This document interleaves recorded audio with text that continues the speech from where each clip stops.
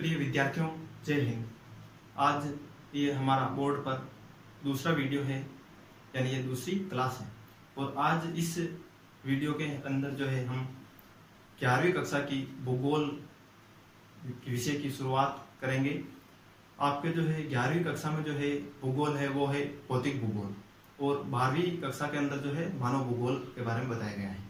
तो आज इस क्लास में हम आपके 11वीं कक्षा की भौतिक भूगोल है उसका पहला अध्याय, उसके बारे में अध्ययन करेंगे। तो आपके पहला अध्याय जो है इसमें पहला अध्याय जो है वो है भूगोल। पहला अध्याय है भूगोल एक विषय के रूप में, भूगोल एक विषय के रूप में, यानी जियोग्राफी एज ए सब्जेक्ट, विषय के रूप में। ये आपका पहला चैप्टर है और इसके बारे में हम आज अध्ययन करेंगे। तो भूगोल जो है इसकी अपन शुरुआत में ये जानकारी लेंगे। तो भूगोल जो है, पहला प्रश्न आपके दिमाग में यही आएगा कि भूगोल क्या है। तो भूगोल जो है हमारी पृथ्वी जो है, हमारी पृथ्वी जो कि गोल आकार की है, तो इस गोल पृथ्वी का जो है हम एक अध्ययन करें, वैज्ञानिक अध्ययन, तो उसको जो है भूगोल कहते हैं। यानी भूगोल के अंदर जो है पृथ्वी का वैज्ञानिक अध्ययन जो है, पृथ्वी का वैज्ञानिक अध्ययन वो है भूगोल के अंतर्गत आता है।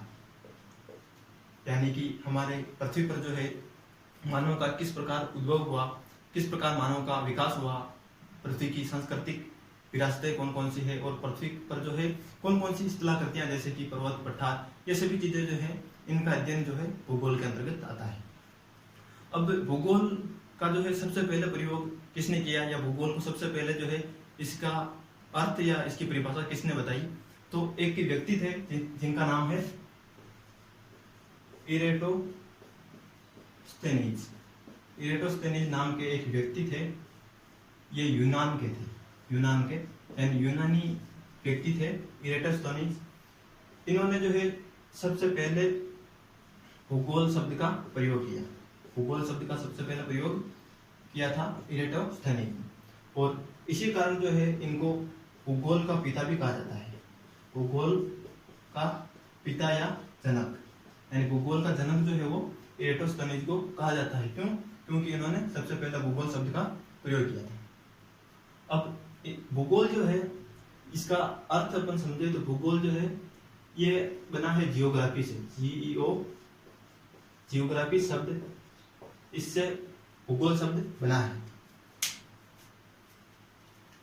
भूगोल शब्द ज्योग्राफी से बना है, और इस ज्योग्राफी शब्द जो है इसका निर्माण जो हुआ है यूनानी शब्द, यूनानी अथवा ग्रीक, दोनों एक ही बात है।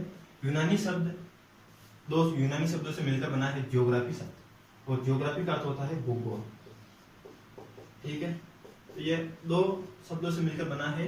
एक है जियो और दूसरा है ग्रोफोस, GROPHOS। इन दोनों शब्दों से मिलकर भूगोल शब्द बना है। और इस जियो का अर्थ होता है पृथ्वी, जियो का अर्थ पृथ्वी, और ग्रोफोस का अर्थ होता है वर्णन करना। ठीक है, तो इस प्रकार जो है ज्योग्राफी या भूगोल शब्द, इसका अर्थ क्या हुआ, पृथ्वी का वर्णन करना। इसके बीच अपन अगर का जोड़ दें तो जियो का अर्थ होता है पृथ्वी और ग्रोफोस का अर्थ होता है वर्णन करना। तो भूगोल जो है वो क्या है, पृथ्वी का वर्णन करना, यानी पृथ्वी जो है उसकी सभी विशेषताओं को, जैसे कि पर्वत, पठार, सभी स्थलाकृतियां हैं, उनके बारे में अध्ययन करना, उनकी जानकारी प्राप्त करना, और मानव का विकास जो है किस प्रकार पहले हुआ था और किस प्रकार अभी परिवर्तन आया है, इन सभी भौगोलिक तथ्यों के बारे में जानकारी प्राप्त करना और इनका विश्लेषण करना भूगोल के अंतर्गत आता है। अब भूगोल जो है एक सामाजिक विज्ञान भी है और प्राकृतिक विज्ञान भी है। सामाजिक विज्ञान कैसे, कि भूगोल के अंदर जो है हम मनुष्य का उद्भव, मानव का उद्भव या मानव का जन्म, उससे लेकर जो है वर्तमान तक जो भी इतिहास से संबंधित और वर्तमान में भौगोलिक दृष्टि से जो क्या स्थान है उसके बारे में हम जानकारी प्राप्त करते हैं। और उसके अलावा सामाजिक विज्ञान भी है, और इतिहास से भी भूगोल का संबंध है। क्योंकि इतिहास, किसी भी क्षेत्र का इतिहास जानने के लिए या किसी व्यक्ति का इतिहास जानेंगे तो भी उसमें कोई ना कोई क्षेत्र आएगा, और क्षेत्र जो है वो भौगोलिक क्षेत्र होता है, तो वो क्षेत्र जो है वो भूगोल के अंतर्गत आता है। जैसे कोई पृथ्वी पर या हमारे भारत में ही अगर अपन देखें तो जैसे मगध देखें तो मगध एक जगह है बिहार, और जगह जो है वो भौगोलिक स्थिति उनकी होती है। तो इस प्रकार भूगोल और इतिहास भी संबंधित है। अब हम जो है बात करें तो आपके इसमें बताया गया है भूगोल की शाखाएं। तो भूगोल जो है या भौतिक भूगोल जो है इसकी कई सारी शाखाएं आपके बताई गई हैं। तो उनमें जो है अपन बात करते हैं कुछ शाखाओं के बारे में।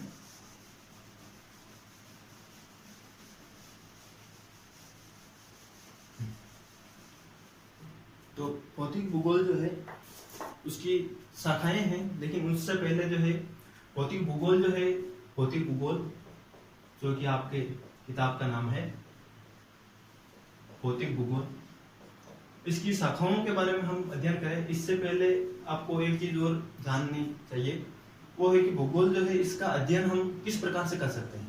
तो भूगोल का अध्ययन जो है हम दो प्रकार से कर सकते हैं, दो तरीकों से कर सकते हैं या दो उपगम से कर सकते हैं। उनमें एक तो है क्रमबद्ध उपगम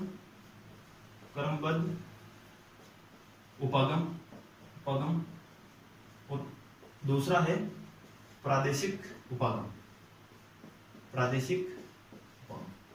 यानी ये दो तरीके हैं भूगोल के अध्ययन करने के। क्रमबद्ध उपगम जो है ये दिया है A.V. अलेक्जेंडर ने। अलेक्जेंडर नाम के एक व्यक्ति थे यूनानी, अलेक्जेंडर है ना। इन्होंने जो है क्रमबद्ध उपगम दिया था, और प्रादेशिक उपगम जो है ये दिया था कार्ल रीटर नाम के वैज्ञानिक ने ये प्रादेशिक उपगम दिया था। अब प्रादेशिक उपगम और क्रमबद्ध उपगम क्या है, तो सबसे पहले क्रमबद्ध उपगम के बारे में हम जाने। तो ये जो है एक सिस्टम से या एक तरीके से जो है भूगोल का अध्ययन करने का जो है उपगम है। और प्रादेशिक उपगम जो है वो किसी एक विशेष क्षेत्र विशेष के बारे में जो है या किसी एक क्षेत्र विशेष को लेकर अध्ययन करने का उपगम है। और इस प्रादेशिक उपगम जो है इसके आधार पर जो है कोई क्षेत्र जैसे पृथ्वी पर उसकी स्थिति या उसकी लोकेशन जो भी है उसके बारे में जो है किसी एक क्षेत्र में के बारे में अध्ययन किया जाता है। और ये क्रमबद्ध उपगम जो है इसके अंदर जो है ये आपके भूगोल की शाखाएं जो है भौतिक भूगोल की, वो भी इस क्रमबद्ध उपगम के आधार पर जो है बताई गई है। इस क्रमबद्ध उपगम के आधार पर जो है आपके भूगोल में जो है भूगोल की शाखाएं हैं। उनमें एक है भौतिक भूगोल,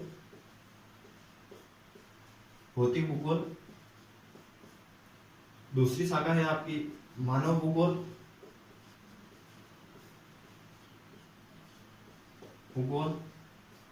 मानव भूगोल के बाद तीसरी शाखा है आपकी पर्यावरण भूगोल, और चौथी शाखा है आपकी जीव भूगोल। इस प्रकार भूगोल की ये चार मुख्य शाखाएं जो है आपके इस अध्याय में शामिल की गई है। तो सबसे पहले हम बात करते हैं भौतिक भूगोल के बारे में। तो भौतिक भूगोल जो है क्या है, तो भौतिक भूगोल जो है एक वह भूगोल है जिसके अंदर जो है पृथ्वी की स्थलाकृतियां जो है, पृथ्वी की स्थैतिक चीजें जैसे कि पृथ्वी की स्थलाकृति या मृदा कहो आप, या जल या खनिज, इन सभी के बारे में जो है अध्ययन जिस भूगोल के अंतर्गत किया जाता है वो है भौतिक भूगोल। यानी भौतिक भूगोल जो है इसके अंदर जो है स्थलाकृतियां, मृदा, जल, खनिज या इन सभी का जो है अध्ययन किया जाता है। और मानव भूगोल जो है इसके अंदर जो है जैसे जनसंख्या, उसके अलावा मनुष्य जो है या जीव जो है इनका उत्पत्ति, इन संबंधी जो भी तथ्य हैं, इनके अलावा अर्थव्यवस्था या राजनीतिक व्यवस्था, इन सभी का जो है अध्ययन जो है वो मानव भूगोल के अंतर्गत किया जाता है। अब उसके बाद जो है पर्यावरण भूगोल। तो पर्यावरण भूगोल और जीव भूगोल। पर्यावरण भूगोल जो है इसके अंतर्गत जो है वनस्पतियों का अध्ययन किया जाता है। वनस्पतियां, पेड़ पौधे, इन सभी का जो है अध्ययन किया जाता है, वो है पर्यावरण भूगोल। और उसके बाद जीव भूगोल। जीव भूगोल जो है वो जीवों के बारे में जो है अध्ययन, जितने भी जीव हैं छोटे बड़े, जो जलीय जीव है या जो पृथ्वी पर रहते हैं स्थलीय जीव है, उनके बारे में जो है अध्ययन किया जाता है, वो है जीव भूगोल। तो इस प्रकार जो है आपके ये भूगोल का जो है भौतिक भूगोल के अंतर्गत आपका पहला जो अध्याय था भूगोल एक विषय के रूप में या ज्योग्राफी एज ए सब्जेक्ट। और अब इसमें जो है आपके एक बिंदु और डाल रखा है कि भौतिक भूगोल जो है उसका क्या महत्व है। तो हम भौतिक भूगोल का महत्व और जान लेते हैं, उसके बाद जो है आपके इस अध्याय से जो है सब कंप्लीट हो जाएगा।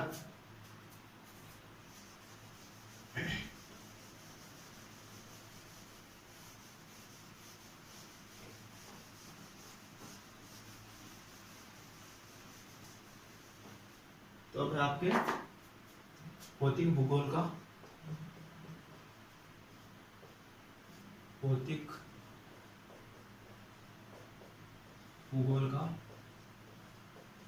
महत्व। तो भौतिक भूगोल का महत्व जो है वो क्या है। तो सबसे पहले आपको सभी को ज्ञात होगा कि पृथ्वी पर जो है 3 मंडल है मुख्य रूप से, जल मंडल, स्थल मंडल, वायुमंडल और जैव मंडल। ये 4 मुख्य मंडल है, स्थल मंडल, जल मंडल, वायुमंडल और जैव मंडल। तो इन सभी का जो है अध्ययन, स्थल जल मंडल जो जल राशि है पृथ्वी पर जितनी भी महासागर, नदियां, तालाब, झीलें, तो उनका अध्ययन जो है वो जो है जल मंडल के अंतर्गत आते हैं।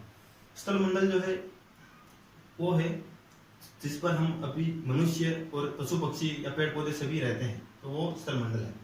उसके बाद वायुमंडल जो है वो हमारे चारों ओर जो वायु का आवरण है वो वायुमंडल है। और जैव मंडल जहाँ पर जीव निवास करते हैं। तो इस प्रकार ये 4 मंडल है। लेकिन इन चारों मंडलों का जो है अध्ययन ये हम करते हैं भौतिक भूगोल के अंतर्गत। तो भौतिक भूगोल का पहला सबसे महत्वपूर्ण महत्व यह है कि इन चारों के बारे में जो है हम अध्ययन करते हैं, यानी भौतिक भूगोल जो है हमें इन चारों के अध्ययन में सहायता प्रदान करती है। उसके बाद जो है भौतिक भूगोल के अंतर्गत ही हम मृदा, खनिज, इनके अलावा मनुष्य, इन सभी का जो है अध्ययन करते हैं। इसके अलावा आवास, मानवों के आवास या पशुओं के सभी के आवास से संबंधित जानकारी भी जो है हम भौतिक भूगोल के अंतर्गत प्राप्त करते हैं। यानी आवास संबंधी हम जो है अध्ययन जो है वो भी भूगोल की सहायता से ही करते हैं, भौतिक भूगोल। तो इसमें भी जो है भौतिक भूगोल हमें सहायता देती है या सहायक है। इसके अलावा भौतिक भूगोल में हम जल के बारे में भी अध्ययन करते हैं। तो जल के अध्ययन के अंदर भी जो है भौतिक भूगोल सहायक है। तो इस प्रकार जो भौतिक भूगोल का महत्व है, जिससे और भौतिक भूगोल का महत्व क्यों है, क्योंकि हम जल मंडल, स्थल मंडल, वायुमंडल या जैव मंडल के बारे में जानकारी प्राप्त कर सकें। साथ ही जो है इनके अध्ययन जो है उसमें भी हमें भौतिक भूगोल जो है ये अपनी विभिन्न शाखाओं के माध्यम से जो है हमें सहायता प्रदान करती है। और विभिन्न भौगोलिक जो इतिहासकार या भूगोलवेत्ता हुए हैं वो भी हमें इनके बारे में जो है अपने लिखे हुए तथ्यों के आधार पर जानकारी प्राप्त करने में सहायता करते हैं। साथ ही हम मृदा, खनिज, आवास, इन सभी के बारे में भी इसमें अध्ययन करते हैं। तो इस प्रकार जो है आपके ये अध्याय 1 यहाँ खत्म हुआ। आशा है आपको जो है ये अच्छे से समझ में आया होगा।